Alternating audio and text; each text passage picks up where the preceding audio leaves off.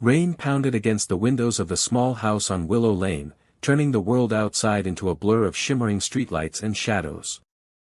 Inside, Ethan Walker sat motionless on the worn-out couch, exhaustion settling deep into his bones after another day working at his repair shop and caring for his 7-year-old daughter, Lily. He had just tucked her into bed, kissed her forehead, and whispered, "Sweet dreams," when the sudden sound of knuckles tapping hesitantly on the front door cut through the silence like a plea. Confused and slightly alarmed, he opened the door, and froze. Standing under the dim porch light was a young woman, soaked to the skin, her hair sticking to her face, her eyes swollen from crying. She clutched a faded backpack against her chest like it was the only thing holding her together. I'm sorry," she stammered, her voice barely audible above the rain. "I didn't know where else to go." For a moment, Ethan hesitated. Strangers at his door in the middle of the night were not something he was prepared for. But there was something in her trembling voice, in the brokenness behind her eyes, that softened his caution. Wordlessly, he stepped aside, gesturing for her to come in. She hesitated, then stepped over the threshold, water dripping onto the wooden floor. Ethan handed her a towel and one of his old sweatshirts, the sleeves hanging loosely on her frail arms. "Thank you," she whispered as she rubbed her cold hands together. Just then, small footsteps padded down the hallway. Lily, rubbing her sleepy eyes, stood there holding her stuffed rabbit. "Daddy, who is that?" she asked in a tiny voice. Before Ethan could respond, the woman forced a small, fragile smile and said softly, "Just someone who got a little lost." Ethan sent Lily back to bed with a gentle nod, promising he'd explain in the morning, then turned back to the stranger. "You can sit by the heater," he said quietly, pointing toward the living room. They sat in silence for a while, the only sounds being the crackle of the old heater and the steady rhythm of rain. She finally spoke, her voice trembling, "My name is Amelia." Ethan nodded, introducing himself in return but not pressing her for more. He could tell she carried a story too heavy to be spoken in one night. As the clock struck midnight, Ethan offered her the couch to sleep on. Amelia looked up, her voice barely a whisper, "Thank you for not turning me away." He gave a small nod and replied gently, "Everyone deserves a place to feel safe." As he turned off the lights and left her with a blanket, he couldn't shake the feeling that this night was the beginning of something neither of them could yet understand. The morning sun peeked through the curtains, painting soft golden stripes across the living room floor where Amelia lay curled under the blanket, her damp hair now dry, her breathing soft and even. Ethan stood in the doorway for a brief moment, watching her in the quiet light of dawn, wondering who she really was and what storms had brought her there. He moved to the kitchen, began making pancakes the way Lily liked, extra syrup and a tiny smiley face made of strawberries, trying to keep the morning normal.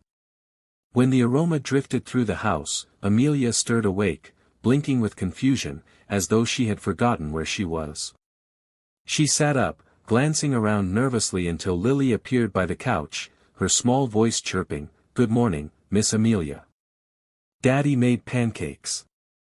Amelia's lips curved into the faintest smile, and she followed Lily into the kitchen. She stood awkwardly near the table, unsure if she was allowed to sit, until Ethan pulled out a chair and said gently, "Eat. You must be starving." She hesitated, then whispered, "Thank you," before taking the first bite with trembling hands. They ate in a quiet that didn't feel cold, just unspoken. After breakfast, Ethan stepped outside to fix a neighbor's truck while Amelia wandered to the backyard, drawn by the soft creak of the old swing. She sat there alone, eyes distant, fingers tracing the rusted chains. When Ethan returned, wiping grease from his hands, he found her there. He didn't ask her to explain, didn't demand answers, he simply sat beside her, leaving space for her to speak or to stay silent. After a long pause, Amelia whispered, "I left home." Her voice cracked like glass. "They said I was useless, that I only made things worse. I thought if I disappeared, no one would care." Her confession hung heavily in the air. Ethan didn't offer hollow words or pity, instead he said quietly, "You don't have to carry it alone anymore. You're safe here." Her eyes filled with tears she tried to hold back, but one slipped down her cheek anyway. That night, heavy rain returned, thunder rumbling like distant grief. Lily, frightened, tiptoed into Ethan's room clutching her stuffed rabbit and whispered, "Is there still space left in your bed, Daddy?" He smiled and nodded, lifting the blanket for her to snuggle in. Then, from the doorway, a soft voice followed, fragile and hesitant, Amelia's. Is there space for me too?" Ethan looked up, surprised but calm, heart pounding for reasons he didn't quite understand. He held her gaze and murmured softly, "What if you said you wanted to stay forever?" For a moment, silence filled the room, deep and fragile. Amelia didn't answer with words, she simply stepped forward, tears in her eyes, as though for the first time in her life, someone had offered her more than just a place to sleep, they offered her a place to belong. Days quietly melted into weeks, and the house on Willow Lane slowly began to feel different, not louder or busier, but warmer, as though an unseen light now lived within its walls. Amelia, once timid and silent, slipped gently into their routine like a missing piece that had finally found its place. She woke early to help Lily get ready for school, braided her hair with careful fingers, and left little notes in her lunchbox that read, "You're braver than you think," or "I'm proud of you." She began cooking dinner, cleaning the small kitchen, and waiting by the window for Ethan to return from work with a cup of tea ready, her soft smile greeting him at the door. Lily, who once spoke only of her dolls and school, now talked about Mia at every opportunity, asking her to read bedtime stories and holding her hand when crossing the street. But despite the laughter returning to their home, a fragile unease lingered in Amelia's eyes, as though she was still afraid to believe she truly belonged. One evening, while Lily was asleep and the dishes lay washed and drying, Ethan found Amelia at the dining table, sketching quietly. He leaned in to see what she was drawing, and froze. In pencil, she had drawn the three of them standing outside the house, Ethan, Lily, and herself, hand in hand, tiny hearts floating above their heads. Embarrassed, she tried to pull the paper away, but Ethan gently held it, his voice soft. "You drew yourself in." Amelia lowered her gaze and whispered, "I didn't mean to assume, it just felt right."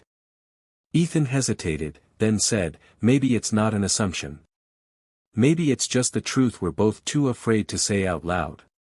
Her eyes lifted to his, shimmering with uncertainty and hope. But just when life seemed to be mending her heart, the past came knocking, literally. One afternoon, a sleek black car pulled up outside the house. A sharply dressed woman stepped out, her lips pressed in a thin line, her eyes cold and judgmental. Amelia stood frozen at the door when she saw her, her mother. "Enough of this nonsense," the woman said sharply. "Come home. You're embarrassing the family." Ethan stepped forward, protective instinct flaring, but Amelia's hands trembled as memories of rejection flooded back. Her mother's voice grew crueler. "Look at you, living off strangers. Pathetic."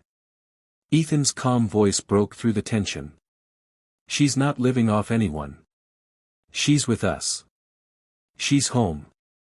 Amelia's eyes widened, as though she couldn't believe someone would stand for her. Her mother scoffed, turning to leave with a cold, "This won't last." But Amelia, hands shaking, whispered, "No. I'm staying." As the car drove away, Amelia broke, tears spilling, her body trembling. Ethan stepped toward her, and without a word, she fell into his arms. For the first time, it wasn't silence that filled the house, but the sound of someone choosing to stay. That night, after Amelia's mother drove away and the echo of her cruel words faded into silence, the house felt different, fragile, like a heart learning how to beat again. Amelia sat on the back porch wrapped in a faded blanket, the night breeze brushing softly over her tear-streaked face while the stars shimmered faintly above. Ethan stepped outside quietly, two steaming mugs in his hands, and sat beside her without saying a word, offering her one. She accepted it with trembling fingers, breathing in the soothing scent of chamomile tea. For a long while, they sat there in quiet, not because there was nothing to say, but because they were both afraid of saying too much.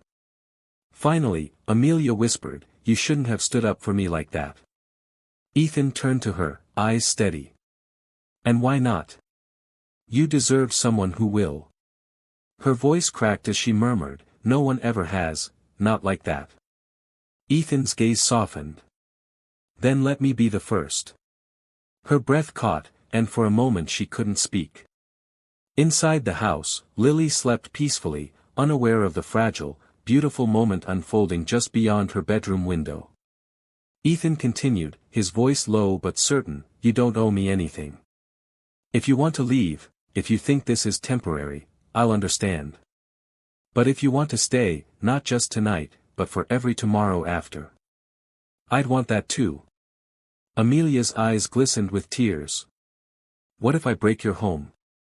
What if I'm not enough? Ethan reached for her hand, his thumb brushing lightly over her knuckles. What if you're exactly what we've been missing? A shaky laugh escaped her lips, part disbelief, part relief. Then, is there still space left? In your home? In your bed? In your life? Ethan's heart thudded in his chest, and he gave the smallest, most certain nod. There has always been space, for you. Amelia leaned into him hesitantly, then fully, like a wave finding shore. As dawn crept over the horizon, casting pale pink light across the yard, Lily appeared at the doorway rubbing her eyes and asked sleepily, Mia, are you staying with us forever? Amelia looked at Ethan, searching his eyes one last time, and when he nodded gently, she turned back to Lily with a smile full of quiet certainty. If you'll have me, she whispered. Lily ran into her arms, giggling, we already do. Ethan wrapped his arms around both of them, and in that soft, perfect moment, the world felt complete. No longer just a house, it was a home, no longer just a temporary shelter, it was a forever kind of love. And for the first time, Amelia didn't feel like a visitor. She felt like she belonged.